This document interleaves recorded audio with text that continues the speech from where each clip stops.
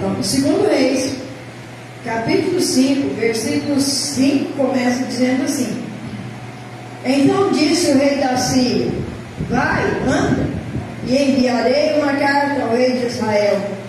E foi, e tomou na sua mão 10 talentos de prata, e 6.000 ciclos de ouro, e 10 mudas de vestes. E levou a carta ao rei de Israel, dizendo,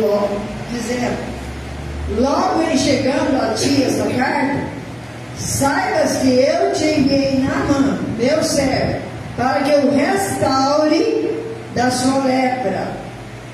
E sucedeu que, lendo o rei de Israel a carta, rasgou as suas vestes e disse: sou eu Deus para matar e para vivificar, para que este envie a mim, para eu restaurar a um homem da sua lepra? Pelo que deveras notar, peço-vos, vede que busca ocasião contra mim. Amém? Amém? Glória a Deus. Pai, fala conosco nessa palavra que é verdadeira, Senhor amado. Não a mim, Senhor, mas a Ti toda a honra e toda a glória, Pai. Que o Senhor prepara cada coração para receber a Tua palavra. Eu não sei o que cada um está precisando ouvir, Senhor, mas sei que cada coração, meu Deus, é um campo missionário e vai receber essa palavra agora. Em nome de Jesus Cristo. Amém, Jesus. E graças a Deus. Amém? Amém? Amém.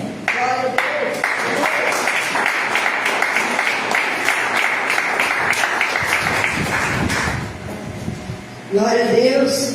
Irmãos, uma palavra muito conhecida, e ela faz jus, né? Glória a Deus, a campanha na qual nós estamos iniciando hoje, né? Glória a Deus. Mas eu quero dizer para os irmãos que a palavra de Deus diz que todas as coisas cooperam para o bem dos que amam a Deus.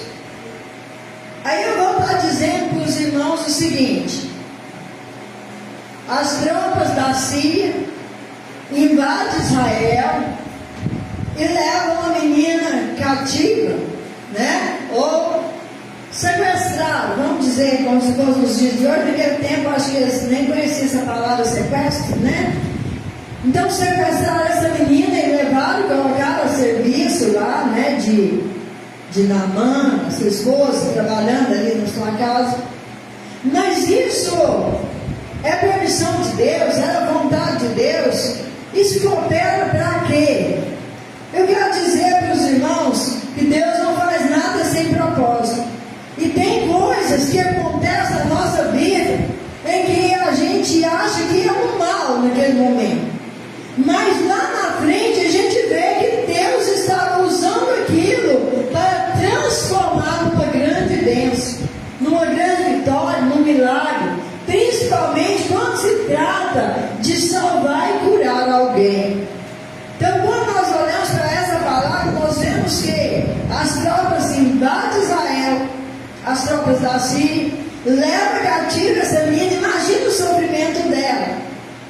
Foi tirada do seio da sua família, o sofrimento da família de ficar longe dessa menina, porque a menina não significa, irmãos, que era uma criança pequena, né? Porque naquela época, até ali dos 17 anos, eles ainda consideravam menina. Ela já, provavelmente, já era uma mocinha, já entendia, já, né, da fé dos seus pais, daquilo que seus pais ensinavam, né? Glória a Jesus, aleluia. E no ela está na casa daquele homem, ela percebe que algo estranho acontecia. Ela percebe que aquele homem, apesar de ser chefe, né, glória a Deus, do exército da Síria, de ser um homem poderoso, né, naquele lugar, respeitado, porém, irmãos, ele tinha o seu corpo coberto de lepra. Ele não era um homem saudável. Ele podia ser respeitado, ele podia parecer até grande aos olhos dos homens, mas para ele mesmo, ele era apenas um zero à esquerda. Porque o seu emocional, irmãos, a sua autoestima estava lá na sola do pé. Porque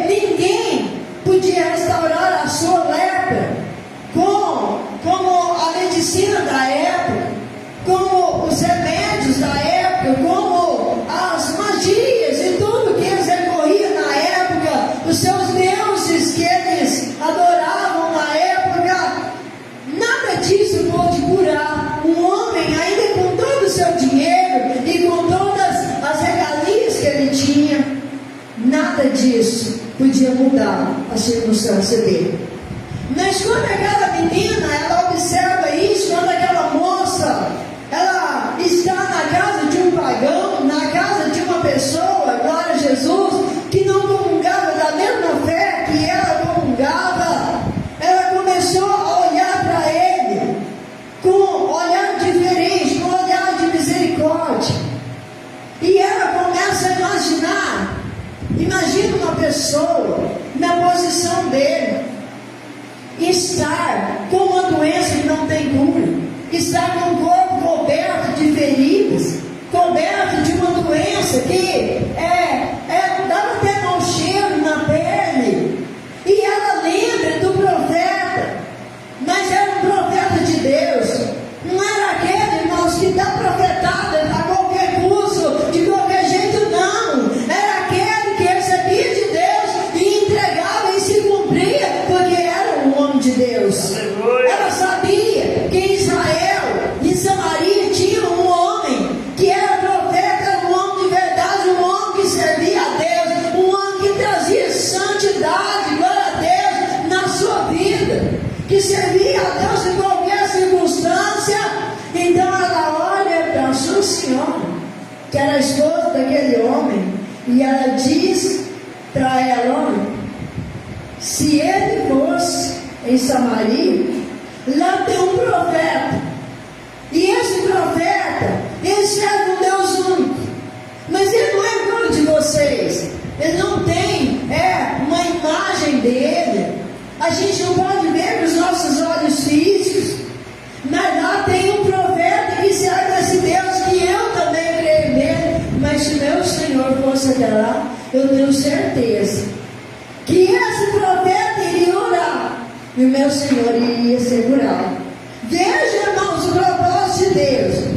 Só que naquele tempo era feita acepção de pessoas. Os israelitas tinham direito à bênção, os não israelitas eram tipo excluídos. Porque até no tempo depois que Jesus estava no seu ministério, irmãos, às vezes até os discípulos agiam dessa forma. Os que eram da circuncisão, os que eram judeus, beleza, os que não eram, era a parte ruim, era a história do mundo. Só que o Senhor, Ele mostra que é diferente desde o Antigo Testamento. Aí então, aquela mulher, ela vê uma esperança, ela vê uma luz acendendo no final do túnel, porque ela também sofria com isso. E quando ele chega, ela diz para ele: Senhora, sabe essa moça que vocês trouxeram de Israel? Ela trouxe uma esperança para a nossa casa. Esperança? Que tipo de esperança uma menina de Israel pode trazer para a nossa casa? Olha a nossa situação, olha como nós somos bem-sucedidos, né? Nós somos pessoas abastadas. Ela disse: sim, mas você é doente, você tem uma lepra, que todo o nosso dinheiro nunca conseguiu a cura. Com toda a pompa que a gente tem, a gente nunca conseguiu a sua cura. E daí que ela diz que lá em Samaria tem um profeta, e esse profeta, ele serve um Deus que não tem uma imagem de escultura que retrate ele. Lá em Israel tem um Deus, e ela também serve esse Deus, ela também crê nele, que a gente não pode ver. Mas ela disse que se você for lá, esse profeta, ele vai orar, e esse Deus vai te curar. E ele diz: espera aí, se eu tenho essa esperança, eu vou buscar. Se eu tenho essa oportunidade, não importa a distância, eu vou buscar. Mas como ele devia, né, ali obediência ao rei da Síria, ele vai até o rei. E ele diz para ele: olha, eu fiquei sabendo disso, e é uma esperança para mim. E eu quero que o Senhor me libere para que eu possa ir até Samaria. E ele disse: olha, faz o seguinte, eu vou escrever uma carta para o rei de Israel, e você vai levar essa carta. E diz: tudo bem. Aí ele se aprontou, pegou a carta, pegou ali alguns presentes caros na época, guardado, né, ali os seus animais, colocaram ali os presentes. Ele juntou ali os seus servos, aqueles que iam acompanhar naquela viagem, e disse para a sua mulher: olha, agora eu estou indo atrás da minha cura. Agora eu estou indo num lugar onde acendeu-se a esperança de que eu possa voltar curado. E você fica aí com a menina e eu vou. E ele então vai mais os seus servos. E quando ele chega até o rei de Israel, ele entrega a carta: olha, o meu rei mandou te entregar essa carta. E quando o rei de Israel, ele lê essa carta, ele rasga suas vestes. Eu sou Deus para curar alguém, para dar vida, tirar a vida de alguém. Esse rei está buscando ocasião contra mim. Porque por certo ele pensou: se ele voltar curado, a Síria vai vir em peso com o seu exército e vai destruir Israel. Então, irmãos, Eliseu, sabendo disso, porque eu quero dizer que quando você é um homem de Deus, quando você é uma mulher de Deus, irmãos, você recebe a revelação de Deus. Deus fala ao seu coração, Deus fala à sua mente, Deus te dá a direção. E o Senhor, Ele traz uma revelação a Eliseu, disse assim: olha, está aí Naamã, o leproso, e ele está lá com o rei de Israel, e ele trouxe até uma carta. Só que o rei está desesperado, porque o rei não sabe o que fazer. E então ele manda um mensageiro lá no rei e diz assim: olha, fala para ele que vem até mim. E ele vai. Só que ele vai, irmãos, pensando assim: olha, eu vou chegar lá, ele vai se colocar de pé. Está escrito na palavra, gente. Aqui, se não me engano, do 5 ao 9, está escrito isso, né? Ele vai se colocar de pé, vai me tocar, né? E eu vou ficar curado. Só que ele enganou, irmãos. Ele enganou. Porque a situação que ele queria entender é o seguinte: olha, ele vai se colocar de pé perante mim porque eu sou uma pessoa importante. E eu quero dizer, irmãos, que a gente só dá reverência a Deus. A gente não tem que reverenciar a homem. A gente não tem que reverenciar a uma pessoa por causa de cargo, porque é famoso ou porque é aquilo. Não. A gente tem que reverenciar a Deus. E eu creio que Eliseu sabia muito bem disso. É por isso que todas as vezes que já olhar para alguém, que a pessoa já na nossa frente, a gente pede para levantar. Porque a gente não é digno de que ninguém proste diante de nós. E ele vai, e ele pensa assim: eu vou chegar, ele vai ficar de pé. Mas só que ele não recebeu na mão. Ele manda então o seu servo sair lá fora e dizer para ele assim: ó, meu senhor mandou dizer para você o seguinte: vai e mergulhe 7 vezes lá no Rio Jordão, e depois que você sair da água, você vai ficar curado, sua carne vai ser restaurada. Ele disse: espera aí, eu nunca fui tão humilhado, eu sou uma pessoa importante, e esse profeta, ele acha que é quem? Porque ele nem veio me receber, não me reverenciou, ainda mandou um recado para que eu fosse me lavar no rio barrento, de água suja. Na minha terra tem rios limpos, o Abana, o Farfar. Eu podia mergulhar lá e sair limpo, e eu tenho que mergulhar no rio de água suja. Gente, muitas vezes o que mata a gente é a soberba. Muitas vezes o que mata o ser humano, glória a Jesus, aleluia, é o orgulho. É a gente achar que a gente é maior do que o outro, que a gente pode mais do que o outro, que a gente sabe mais do que o outro, e que a gente é melhor do que o outro. Não, irmãos, isso é errado.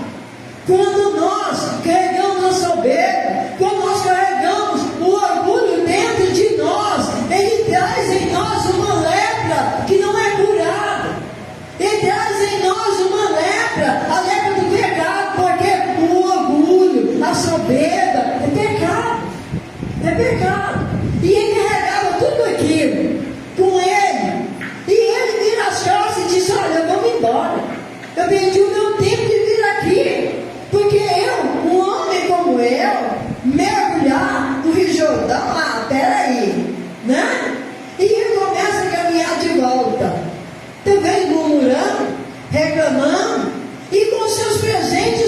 de volta, ele tudo para trás. Eu quero dizer para os irmãos que a palavra do Senhor diz que na multidão de conselhos há sabedoria. E os servos daquele homem dizem para ele assim: meu senhor, se ele pedisse ao senhor todos esses presentes que o senhor trouxe, né, ou riqueza, ou dinheiro, ou o que, né, mais até do que o senhor trouxe, que o senhor ficar virado, o senhor não ia dar? Eu ia. E eu trouxe para isso. Eu ia presentear, ia dar tudo isso aqui em pagamento, né? Para ele, porque meu interesse era ficar curado. Ele disse: pois é. Ele não te pediu nenhum pagamento. Ele não te pediu dinheiro, não te pediu prata, não te pediu ouro, não te pediu essas vestes que o Senhor trouxe, que são tão caríssimas. Não pediu nada disso. Ele só disse para o Senhor mergulhar no Rio Jordão. O Senhor não tem que pagar nada, o Senhor não tem nada a perder. Ou o Senhor vai querer voltar leproso de novo para a sua terra? E ele começou a refletir. E ele começou a pensar: eu andei tão longe para encontrar a minha bênção, e eu estou voltando vazio. Eu estou voltando sem receber a minha bênção. Já que foi isso que pediu, é isso que farei. E voltaram então ao Rio Jordão. Glória a Jesus, aleluia. E cada mergulho que ele dá o primeiro mergulho. Mas quando Deus fala sétimos, é sétimo, é 2, não é 3, não é 6. Quando Deus fala uma coisa, irmãos, é o que ele falou. Não é o meio termo, não é a meia boca. É o que Deus falou, é que a gente tem que fazer. Então se ele falou 7, era 7. Então ele mergulha a primeira vez, ele levanta, dá uma olhada nos braços, no seu corpo, a lepra estava lá. Mas o orgulho ainda não tinha saído. Ali a soberba ainda não tinha saído. Ele dá o segundo mergulho, o terceiro mergulho. Quando ele chega no sexto, eu imagino, irmãos, que o inimigo ele sopra na mente dele: ó, desiste. Você já mergulhou 6 vezes. Você vai mergulhar mais uma vez nessa água suja. Vai-te embora. Você é uma pessoa importante. Sabe que Satanás faz isso com a gente? Faz isso com a gente. Sabe por quê? Muitas vezes o Senhor às vezes revela para você: faz uma campanha de 7 dias, porque o Senhor vai entregar a bênção para você. Você faz 2, 3, 4, 5, 6. Quando chega 6 dias, fala assim: ah, não vai acontecer nada mesmo. No 7 eu vou dormir. Não vou orar na madrugada nada, porque não vai adiantar nada. Já fiz 6 dias, hoje não aconteceu nada. Você perde a bênção por causa de um dia, sabe disso? Isso por quê? Porque você ouviu as vozes do inimigo. E eu imagino que na 6ª vez o inimigo tenha soprado na mente dele. Mas ele disse: eu já vim aqui, eu já mergulhei 6 vezes, mais uma não vai fazer diferença. E se o profeta diz que é 7, eu vou fazer as 7 vezes. E ele mergulha de novo. Quando ele levanta do mergulho, eu fico imaginando os olhos dos seus servos, olha, cada olhão regalado. E ele olhava para eles e perguntava: por que vocês estão com o olho regalado? Por que vocês estão com a boca aberta? O que está acontecendo? O que foi? Meu senhor, dá uma olhada. Olha no seu braço, olha para você. E ele começou a olhar: a sua pele estava limpa, a sua pele estava limpa, a sua pele não tinha ferida, a sua pele não tinha secreção. Glória a Deus, aleluia.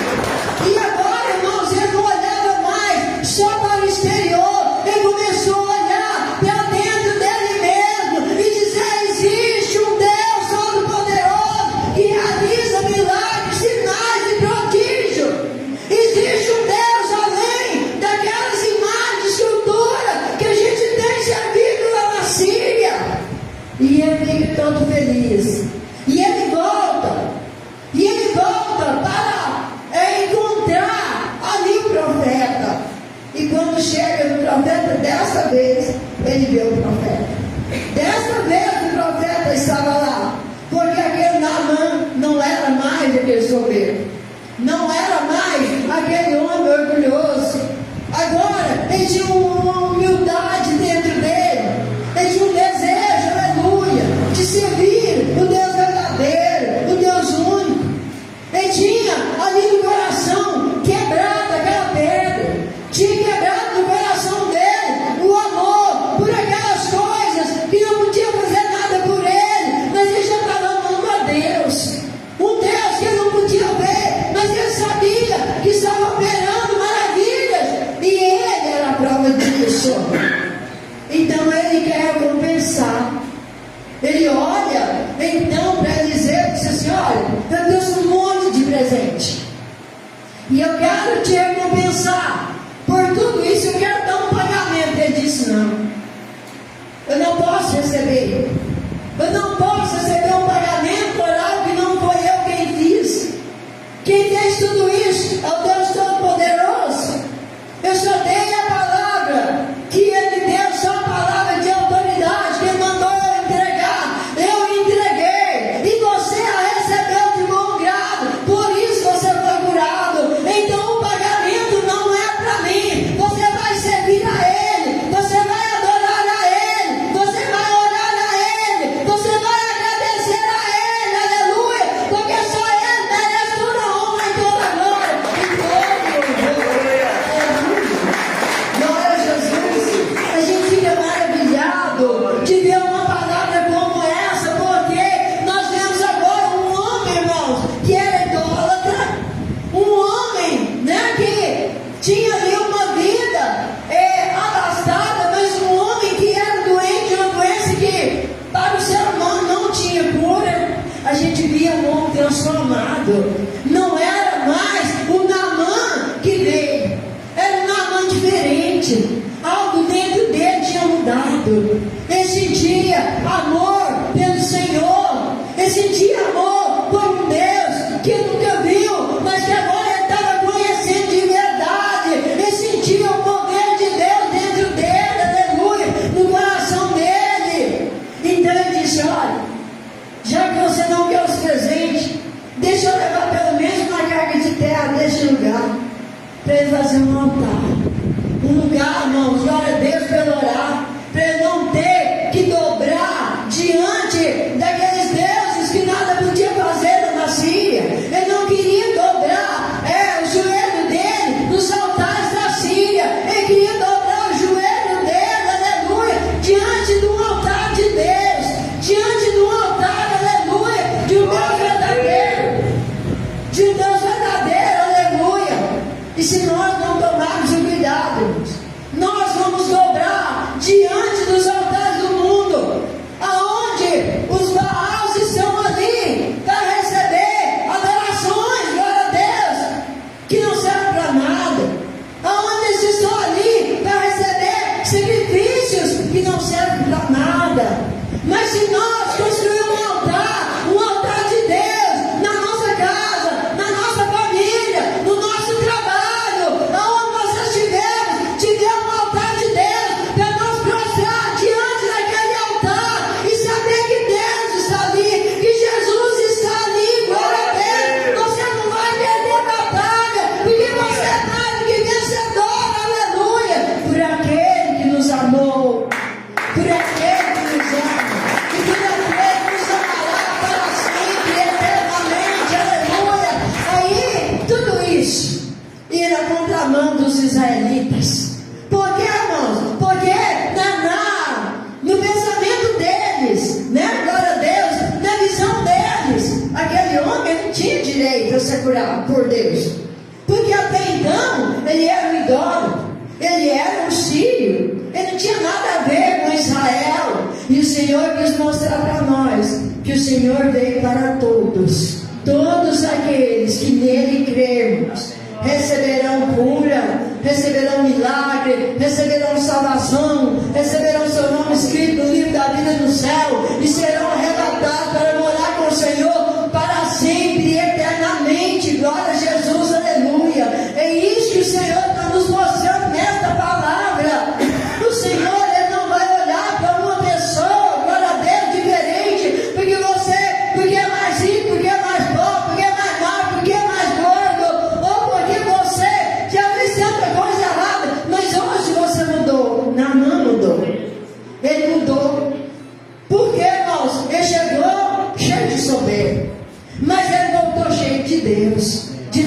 diferente. Deus ocupou no coração dele o lugar da soberba, o lugar do orgulho, né? Glória a Jesus, aleluia. O lugar da prepotência. Agora era uma pessoa diferente, era um homem transformado, assim como você, assim como nós, aleluia. Somos transformados, glória a Deus, pela palavra que o Senhor nos deu, glória a Jesus, aleluia.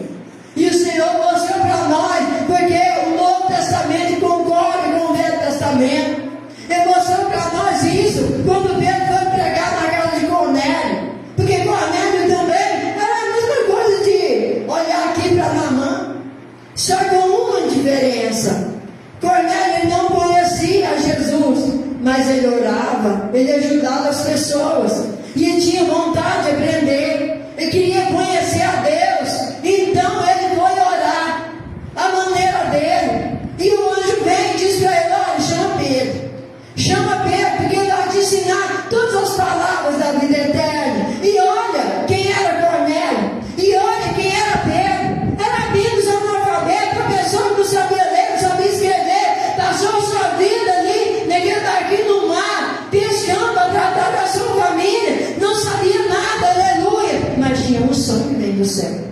E eu quero dizer que a unção faz a diferença, gente. A unção, tem que entender, tem que buscar a unção, glória a Deus, e para receber a unção, irmãos, glória a Jesus, aleluia. É diante do Senhor, é jejum, é oração, é perseverança, é estar na casa do Senhor, é não ter preguiça de estar nos cultos, é não ter preguiça, glória a Deus, de glorificar o Senhor, é não ter preguiça de ler a palavra do Senhor, aleluia.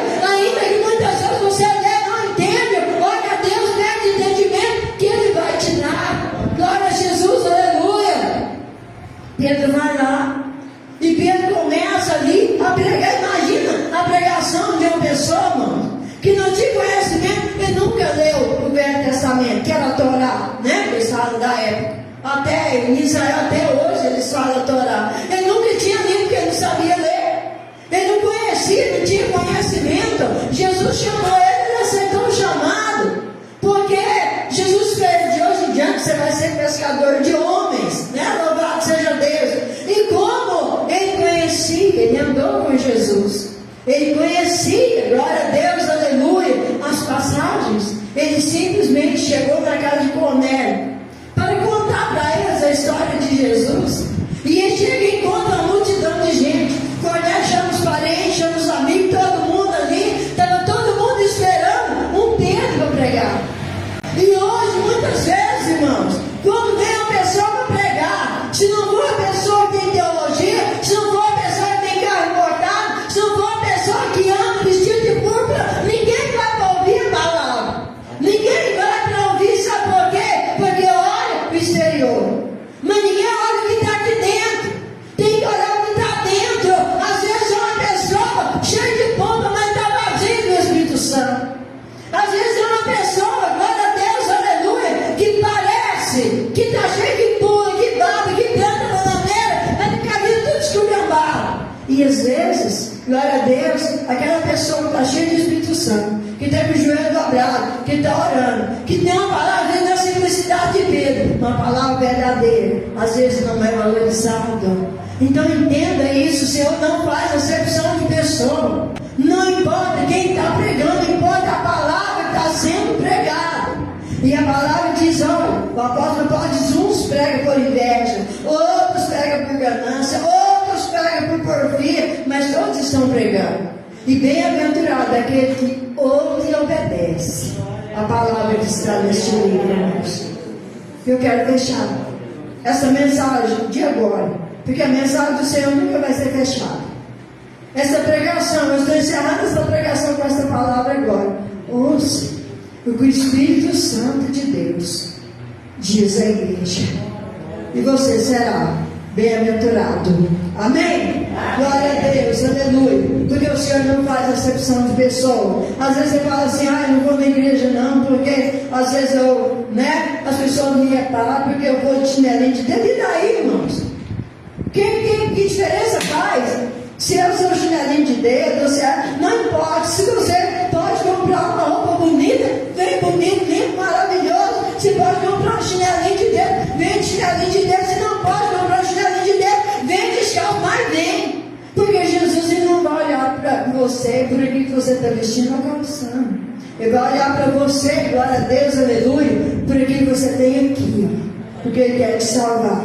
Ele quer te levar para o céu também, amém? Glória a Deus, vamos com Jesus.